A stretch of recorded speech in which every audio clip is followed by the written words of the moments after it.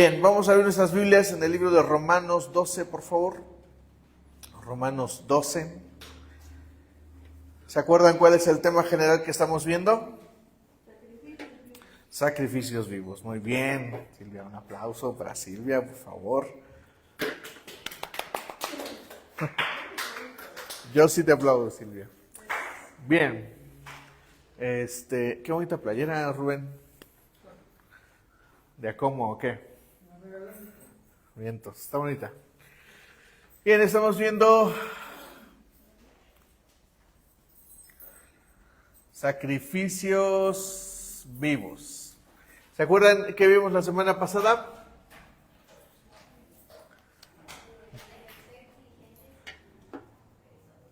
Sí, ser diligentes, y hablamos puntualmente de el fervor del Espíritu Santo. Muy bien, Maura. Hablamos de tener una correcta motivación y no está mal tener otras motivaciones, dijimos, no está mal estar motivado por lo que hago, por lo que me gusta hacer. Lo que les puntualizaba es que siempre lo externo al Espíritu Santo que nos motive, siempre se va a acabar, siempre será algo pasajero, siempre tendrá un punto de emoción y las emociones suben, bajan, de manera que no nos permiten estar bien y correctamente motivados. En cambio, el Espíritu Santo siempre nos puede mantener motivados. Por eso Pablo dice que no nos embriaguemos con vino, en lo que hay ¿qué? Disolución. ¿Por qué? Porque lo que el vino hace se acaba. Cualquier cosa externa que nos motive se va a acabar. Pero, dice Romanos, antes sed llenos ¿de qué? Del Espíritu Santo. No se embriaguen con vino, antes sean llenos del Espíritu Santo. Bien, hoy vamos a meditar en el versículo 12. Estos me resultan muy ricos, ¿saben? He estado meditando, leyendo Romanos 12 y veo que es muy nutritivo para nosotros. Bien, quiero comenzar este mensaje con esta introducción. En los años, no sé si fueron los años 80 o 90, Juan Carlos Alvarado, un cantante cristiano, hizo famosa una canción que decía algo así: la tengo, y hablaba de la unción del Espíritu Santo. ¿Cómo va la letra? Cristo no está muerto, está vivo. Cristo no está muerto, Él está vivo. Otra vez, Cristo no está muerto, Él está vivo. Y luego decía, la tengo en mis manos, la tengo en mis pies, la tengo en todo mi ser. La canción era una canción muy, muy alegre. La cantábamos por todos lados en esos años. Yo me acuerdo que a mí me encantaba hacerle algunos arreglitos ahí con el saxofón, cuando era mucho más habilidoso. Era muy divertido cantar esta canción. ¿Por qué introduzco con esta anécdota o con esta idea? Bueno, el versículo 12 de Romanos 12, si lo leen conmigo, dice así: alégrense en la esperanza, muestren paciencia en el sufrimiento, perseveren en la oración. Voy a volver a leerlo. Alégrense en la esperanza, muestren paciencia en el sufrimiento, y luego dice perseveren en la oración. Vamos a hablar el día de hoy acerca de la esperanza. ¿Acerca de qué vamos a hablar hoy? Y justo el tema del día de hoy es un pequeño subtema. Saben que estamos viendo este tema general de sacrificios vivos, pero el mensaje de hoy se llama ¿la tengo? Es una pregunta. ¿La tengo? ¿Cuál es el mensaje de hoy? ¿La tengo? O sea, tengo la esperanza. Y quisiera avanzar con ustedes con algunos conceptos que encontramos en la Biblia acerca de la esperanza. Antes me gustaría que ustedes me compartieran alguna idea acerca de, para ustedes, qué es la esperanza. Silvia, para ti, ¿qué es la esperanza? Santo como fe. Ok, sí. De creer que algo que yo quiero puede ser posible. Exacto, sí, sí. La esperanza tiene que ver justamente con la fe. De hecho, una de las palabras de la Biblia, donde la palabra es esperanza, se traduce justamente como fe. Sandy, ¿para ti qué es la esperanza?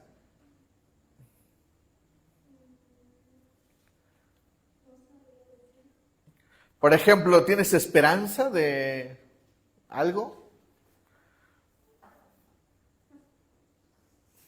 ¿De un taco tal vez?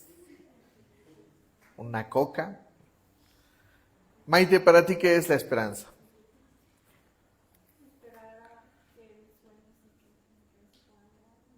Ok, esperar que mis sueños se cumplan. Muy bien.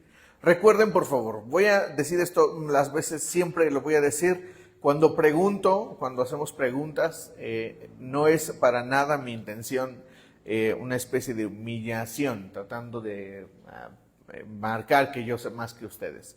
Siempre les he dicho que cuando hago preguntas es porque deseo explorar y que ustedes, junto conmigo, hagamos conciencia de lo que estoy preguntando. Esa es la intención nada más. ¿Ok?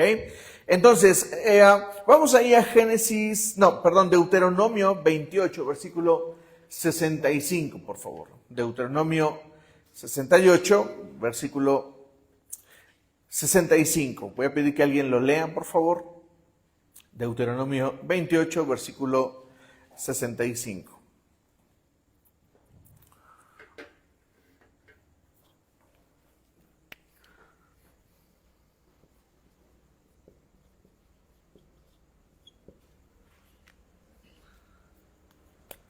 ¿Quién lo lee, por favor? En esas naciones no hallarás paz ni descanso. El Señor mantendrá angustiado tu corazón. Tus ojos se cansarán de anhelar y tu corazón perderá toda esperanza. Sí. ¿Alguien ubica de qué parte de la Biblia estamos hablando? ¿De qué habla el capítulo 28 de Deuteronomio? ¿Alguien ubica? Hemos recorrido esa parte de la Biblia, la hemos leído en su altar. ¿Alguien se acuerda de qué se trata? El capítulo 28 de Deuteronomio, díganlo conmigo, el capítulo 28 de Deuteronomio, es la sección donde Dios habla de las bendiciones y las maldiciones. En esa sección Dios habla y les dice, si tú me sigues, estas son las bendiciones, pero si tú me abandonas, estas son las maldiciones. Es decir, hay consecuencias cuando tú me dejas de seguir. Ahora, el capítulo 28, en el versículo 65, dice esta frase: en esas naciones no hallarás paz ni descanso. El Señor mantendrá angustiado tu corazón, tus ojos se cansarán y tu corazón perderá toda esperanza. O sea, es uno de los versículos, y a mí se me hace sumamente interesante hablando de la esperanza. Ahora, no vamos a profundizar en el griego y el hebreo, pero hay dos palabras ahí, porque en el original no viene la palabra tal cual esperanza, pero vienen dos palabras en el hebreo, y una de ellas es como establecerse.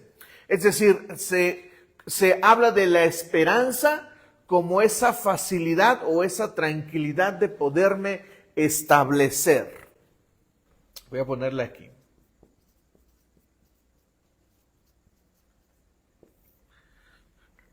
Entonces, si dijéramos que se nos va a quitar la esperanza y que la esperanza es una palabra como establecerme, significa que voy a perder la posibilidad de tener estabilidad, de poder establecerme. Entonces, en este sentido, cuando pierdo la esperanza, pierdo la capacidad de establecerme. Pierdo la capacidad de la estabilidad. Cuando pierdo la esperanza, no puedo estar establecido. Y eso es algo muy triste. Porque nosotros, no estoy hablando de establecerme en este mundo, estoy hablando de esto para lo que fuimos creados. Fuimos creados para establecernos como una familia. ¿Están de acuerdo conmigo? Fuimos creados para establecernos, para casarnos, para tener hijos. Y es triste cuando no llegamos a ese lugar, cuando no nos podemos establecer. Hay personas que en su vida, tristemente, no llegarán o no pueden llegar a ese establecimiento. Y aquí la Biblia dice que la razón de que no me pueda establecer es que he desobedecido al Señor. ¿Me comprenden? O sea, no es solamente que perdí la esperanza porque sí. Aquí dice que perdí la esperanza, ¿por qué? Porque desobedecí a Dios y esa es la razón de que no me pueda establecer. Saben, es triste cuando los hijos, por ejemplo, no se sienten en casa. Yo me acuerdo que yo tenía este sentimiento cuando era niño. Yo viví en mi pueblo, cuando nací, viví en la casa de mi abuela, de mi bisabuela. No, de mi abuela, creo que sí, de mi bisabuela. Luego crecí un poquito y me llevaron a vivir a la casa de mi abuela materna. Tengo ahí ciertos como destellos de recuerdos de vivir ahí. Luego me llevaron a vivir a la casa de mi abuela materna. Tengo recuerdos ahí clarísimos de jugar con mi abuela, de jugar con mi tía. Pasaron los años y de ahí, cuando estaba cumpliendo 6 años, me vine a vivir aquí a Ciudad de México, aquí a Santa Marta, Catitla. Otro poco y me sale lo barrio en todos lados. Había niños que nos asaltaban, o sea, un niño un día llegó y me dijo, ¿me das tu hora? Le dije, sí, claro. Y me dijo, pero con todo el reloj. ¿Qué pasó? Se llevó mi reloj, un niño. Yo tenía 7 años, él tenía como 8 o 9. Y ya robaba.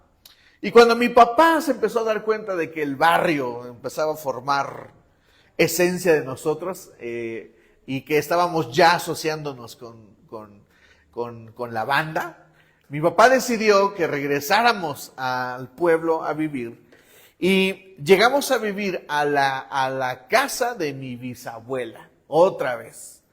Y luego, ya entonces, fuimos a vivir a la casa que construyó mi papá.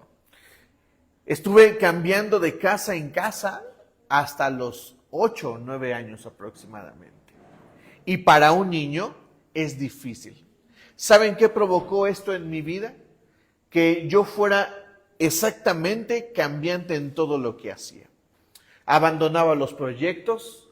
Para mí era fácil cambiarme de escuela. Estuve en 3 secundarias diferentes.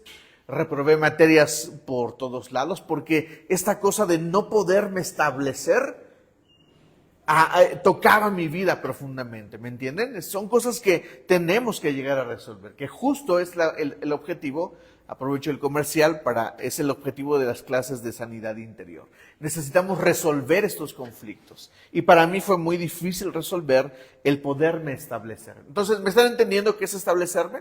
Entonces, perder la esperanza es como perder la capacidad de no poderme establecer. Y esta sección de la Biblia me habla de que no me puedo establecer porque he desobedecido a Dios. Porque, en otras palabras, no estoy haciendo las cosas bien. Tal vez no es mi intención desobedecer a Dios, pero mi vida, mi inestabilidad me está llevando a no hacer las cosas bien. Bien, otra palabra que se menciona aquí es la palabra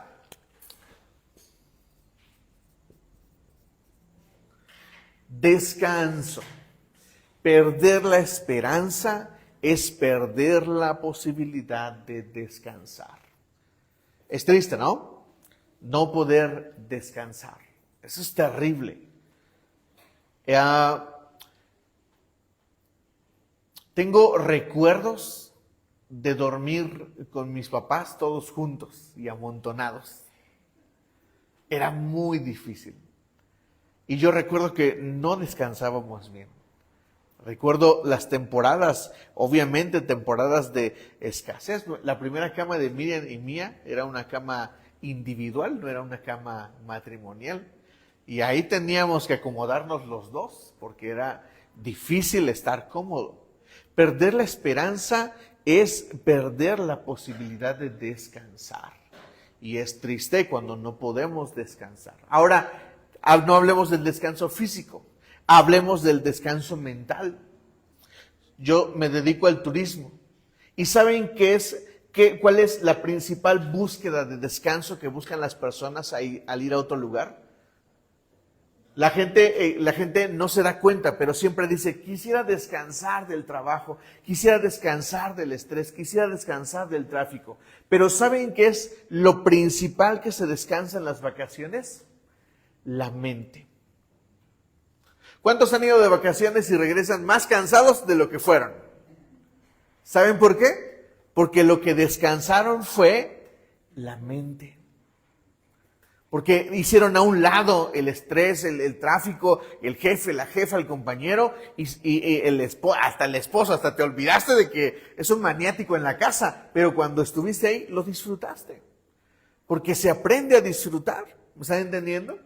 Ahora vamos ya apuntando un poquito más hacia la esperanza. Vamos a leer Ruth capítulo 1, versículo 12, por favor.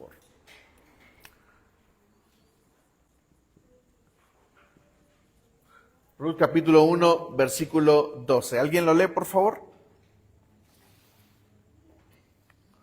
Vuelvan a su casa, hijas mías. Váyanse. Yo soy demasiado vieja para volver a casar. Aún así, si llegara esta esperanza, yo esta misma noche me casará y llegará a tener hijos. Exacto. ¿Qué está diciendo este versículo? ¿Qué está diciendo esta mujer? ¿Recuerdan la historia de ella?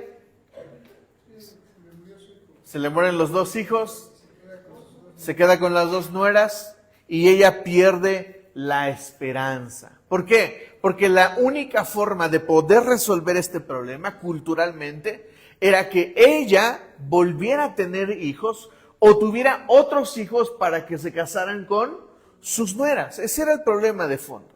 Y ella no podía darles esperanza a ella. Y aquí sí encontramos una palabra que nos apunta más a la esperanza. Aquí hay una palabra y esta palabra, nos habla de esta palabra. Que es justo de lo que hablaba Maite. La expectativa.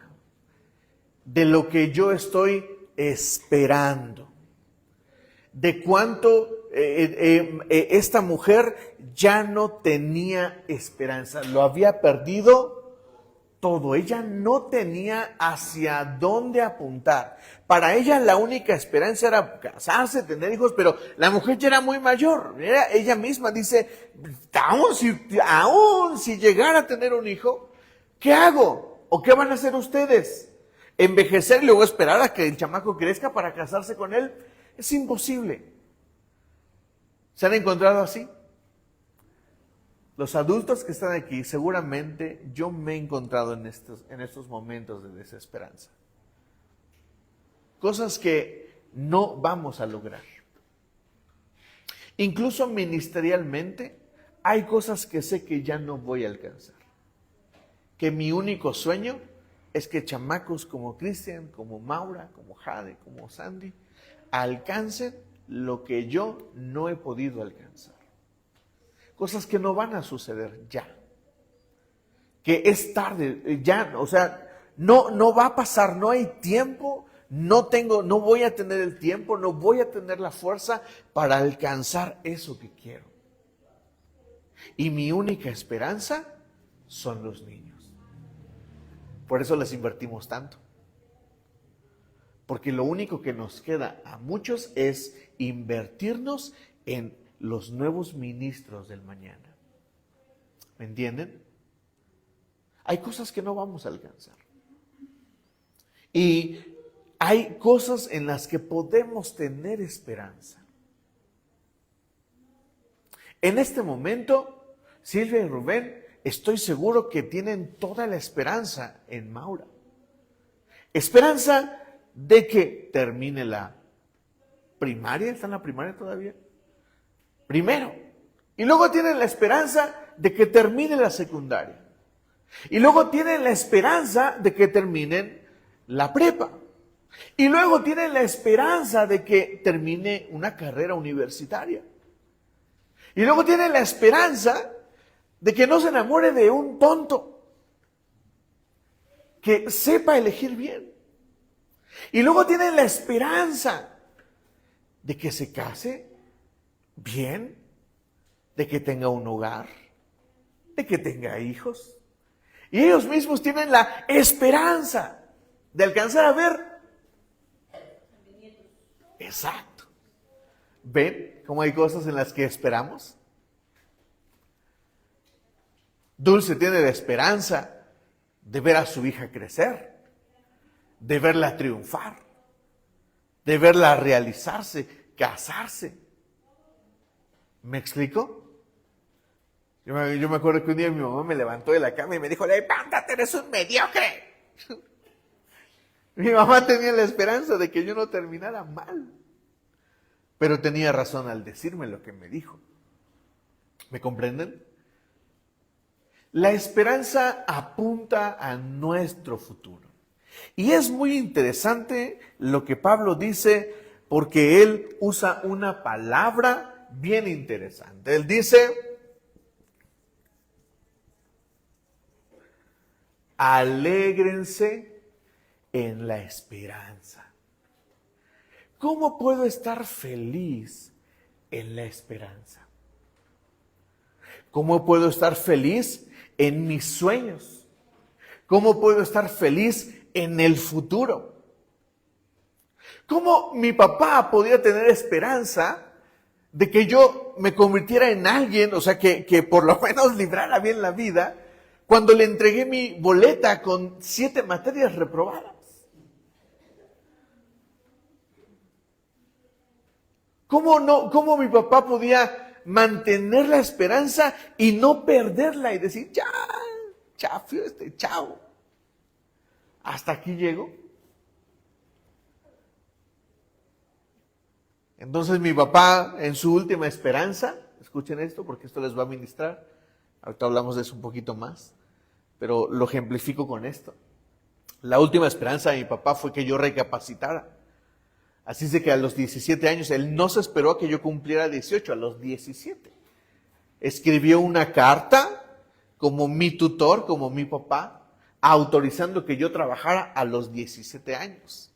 Sacó ropa que le daban de su trabajo, me vistió con la ropa, me trajo zapatos que me quedaban gigantescos, caminaba y me pesaban los condenados zapatos. Me despierta a las 5 de la mañana y me dice, levántate, es hora. Y yo dije, ¿de qué, papá? ¿Vamos a desayunar o qué? No, hoy te vas a trabajar. Me levantó, me llevó, me subió al camión y recuerdo perfectamente cómo me entregó en manos de ese capataz. Este es mi hijo y a partir de hoy va a trabajar contigo. Solo trabajé ahí 1 año y medio. Fue suficiente para que yo entendiera mi lección. Un día nos invitó a comer pizza y yo le dije, esperen, ya nos íbamos. Dije, espérense, quiero hacer un anuncio. Papá, papito, perdóname, no lo vuelvo a hacer, dame la oportunidad de volver a estudiar. Y me dio la oportunidad de volver a estudiar. Eso cambió mi vida. ¿Me están entendiendo?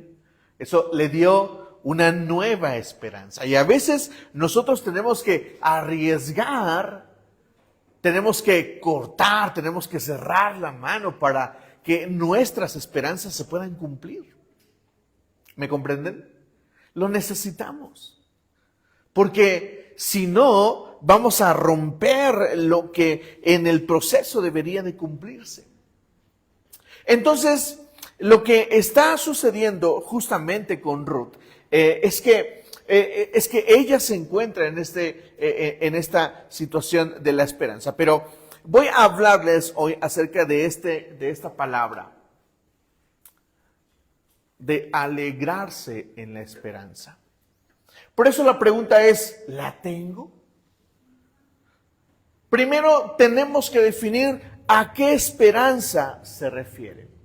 El mismo versículo en la Nueva Traducción Viviente, en la traducción del lenguaje actual, dice así: mientras esperan al Señor, muéstrense alegres. Eso dice la traducción al lenguaje actual.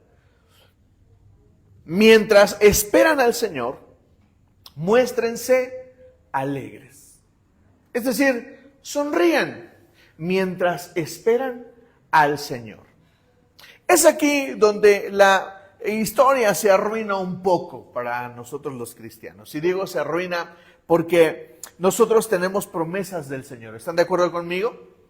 La Biblia dice, por ejemplo, en la cruz tú te llevaste nuestras dolencias y nuestras enfermedades. Pero ¿qué pasa cuando Dios decide no hacerlo? ¿Qué pasa cuando nuestra fe no fue suficiente para alcanzar esa promesa? ¿Creemos en un Dios de milagros? Sí. Y tenemos la esperanza de que la enfermedad incurable se cure. Tenemos la esperanza, ¿están de acuerdo conmigo? Pero ¿qué pasa si el Señor decide no hacerlo? Perdonen que lo traiga a la mesa, pero esto que sucedió con este cantante Julio Melgar fue un verdadero circo a veces. Muchos hombres de Dios metiendo la mano, la cuchara en el mole ajeno, perdonen la expresión, diciendo que él se iba a curar, cuando en realidad ya estaba dicho. Y no por Julio, sino por Dios. ¿Me comprenden? Entonces, ¿cómo está eso de que me alegre en la esperanza? El asunto es que hay una esperanza superior. Iglesia, tenemos que entender cuál es nuestra esperanza. Tenemos que asimilarla. Hay esperanzas terrenales y están bien. Hay esperanzas que buscamos, que esperamos de nuestros hijos, de nuestras hijas, de mi esposa, de mi esposo, del trabajo, de mi profesión. Hay muchas esperanzas que tenemos.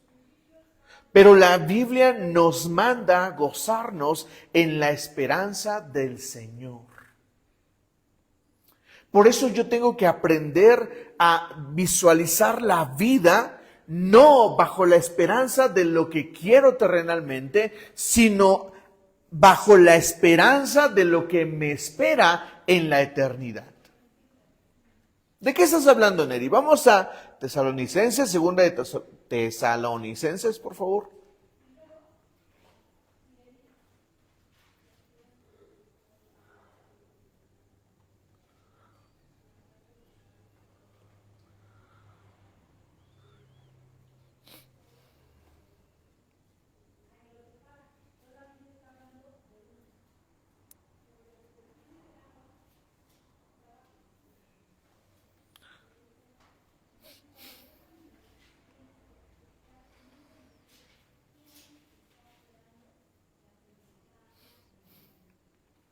Perdónenme, es primera de Tesalonicenses 4.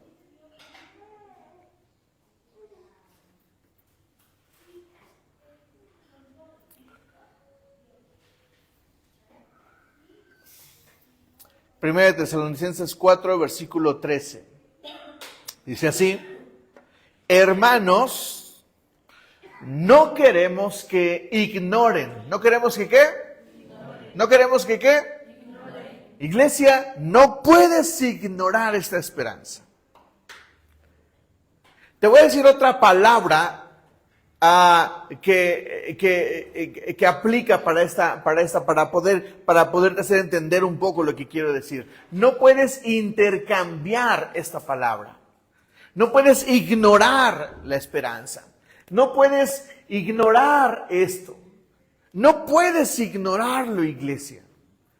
Necesitas tener conciencia y conocimiento de la esperanza que tenemos. Y justamente Pablo dice: hermanos, no queremos que ignoren lo que va a pasar con los que ya han muerto, para que no se entristezcan como esos otros que no tienen ¿qué? Esperanza. Me encanta esta frase: nosotros no lloramos como los que no tienen esperanza. Hay cosas que yo no voy a alcanzar en esta vida a mis 41 años. La próxima semana cumplo 41. Y hay cosas que me duelen.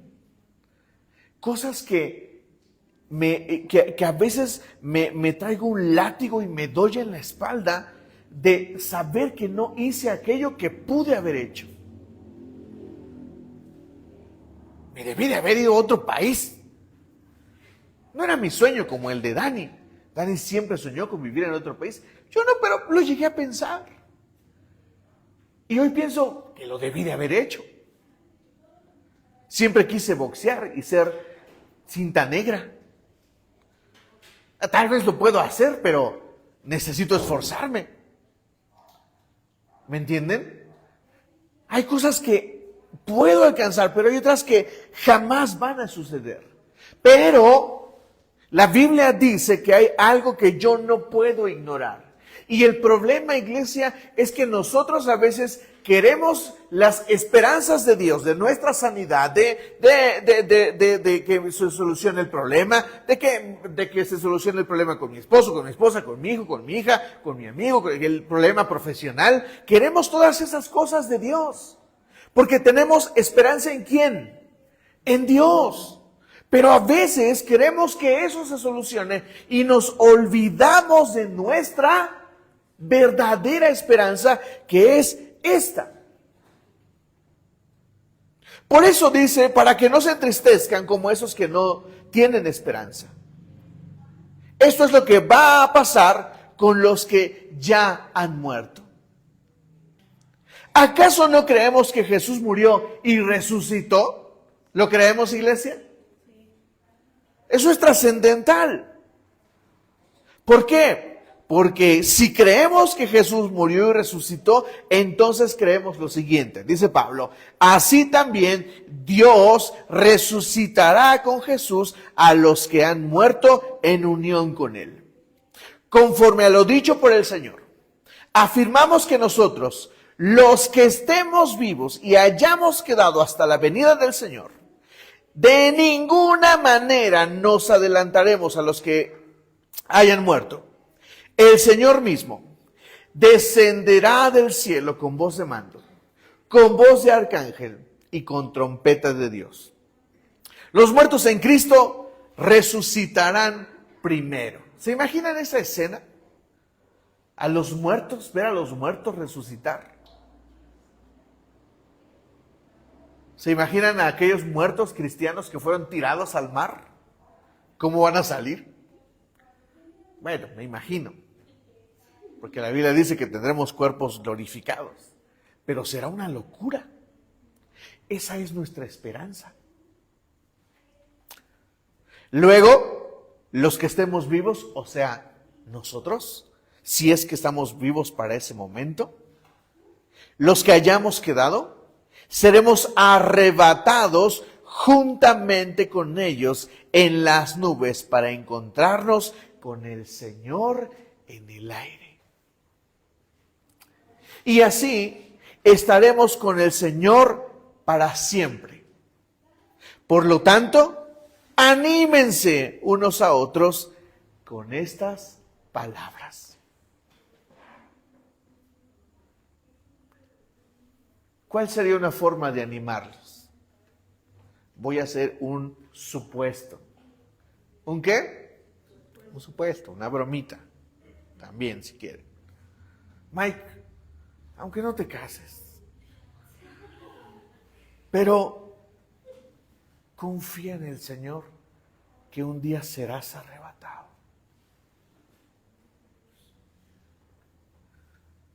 Algunas otras podrían doler.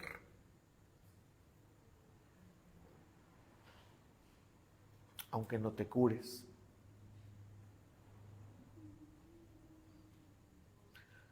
Aunque no te sanes. Aunque no alcances lo que quieres. Mi forma de animarte es esta. Un día el Señor va a venir por ti. Y todo lo que has sufrido no se compara con el cielo. El problema, iglesia, es que nosotros, a veces sin darnos cuenta, intercambiamos nuestra esperanza. Y queremos que Dios nos responda. Pero Pablo nos llama y nos dice que un sacrificio vivo es aquel que se alegra en la esperanza. Por eso la siguiente pregunta es, si la tengo, tal vez la más importante es esta. ¿La quiero? ¿Quiero esa esperanza? Yo estoy dispuesto a hacer a un lado todo lo que quiero en este mundo y venir de este lado y abrazar la esperanza del Señor. Porque esa es la esperanza que trae verdadero gozo. Y hablo del gozo del Señor, no estoy hablando del gozo terrenal. Porque nosotros podríamos querer muchas cosas en la vida. Le voy a dar un spoiler a Mike. Él desea casarse mucho.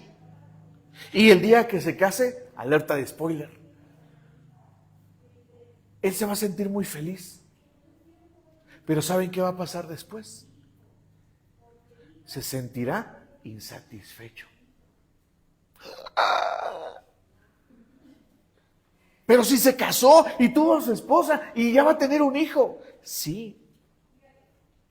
Pero todo lo terrenal, la satisfacción terrenal, el cumplimiento de una sanidad terrenal, ¿sabes cuánto dura? No dura ni 24 horas.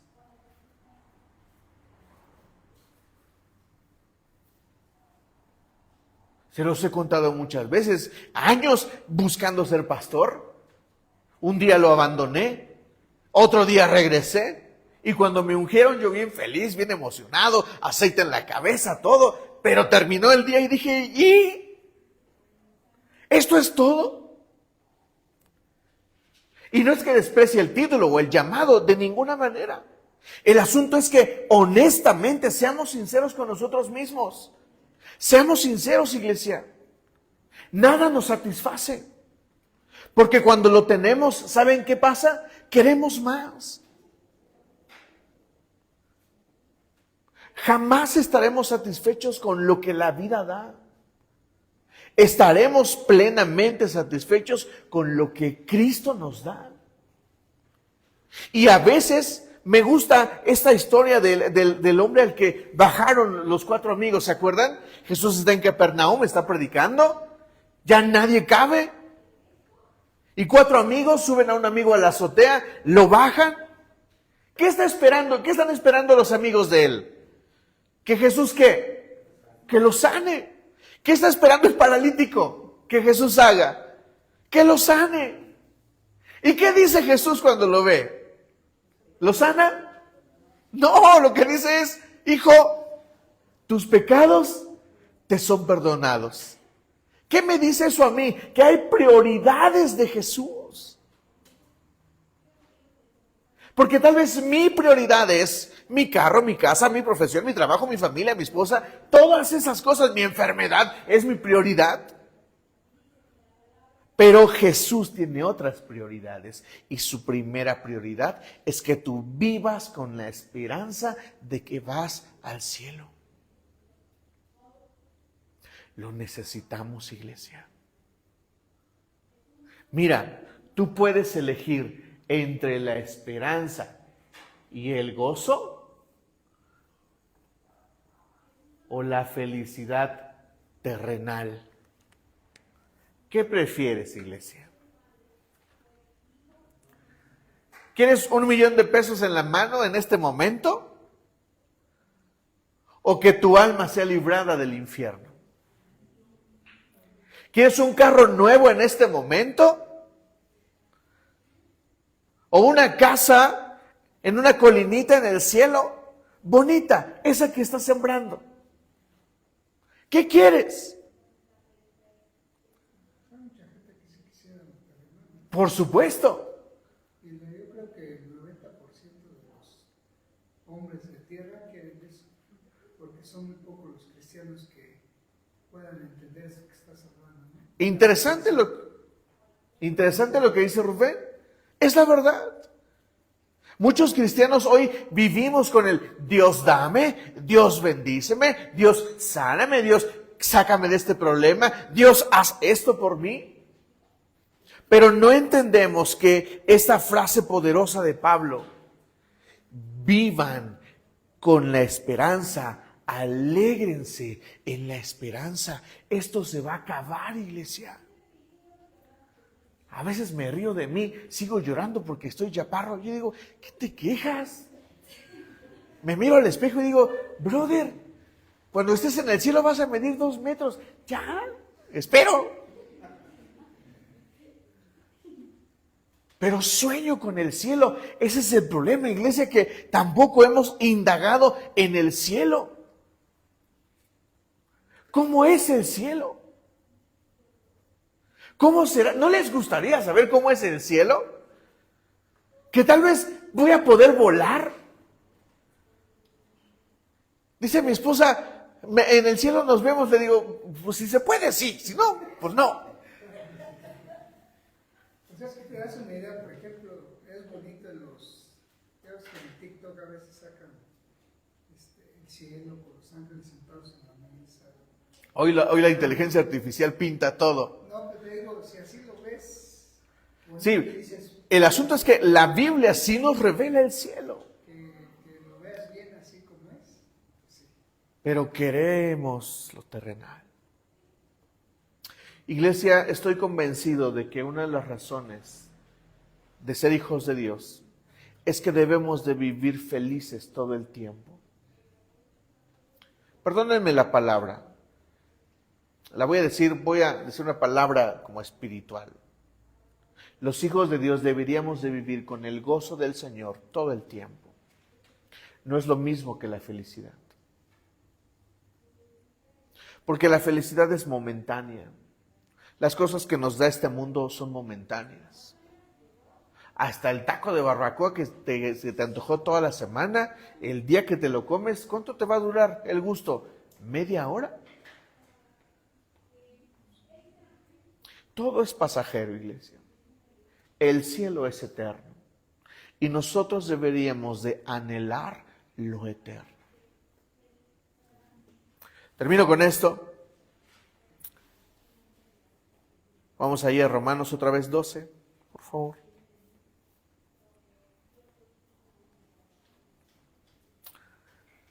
Alégrense en la esperanza. La palabra alegría, obviamente, es la palabra que hace referencia al gozo. Y el gozo es